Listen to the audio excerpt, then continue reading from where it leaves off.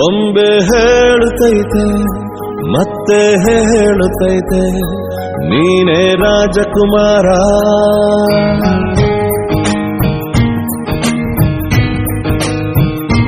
ಬೊಂಬೆ ಹೇಳುತ್ತೈತೆ ಮತ್ತೆ ಹೇಳುತ್ತೈತೆ ನೀನೇ ರಾಜಕುಮಾರ.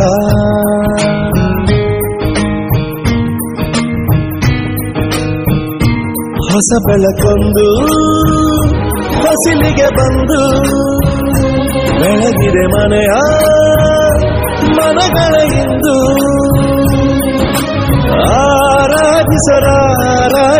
ರಾಜರತ್ನ ಆಡಿಸಿಯೇ ನೋಡು ಬೀಳಿಸಿಯೇ ನೋಡು ಎಂದು ಸೋಲದು ಸೋತು ತಲೆಯ ಬಾಗದು.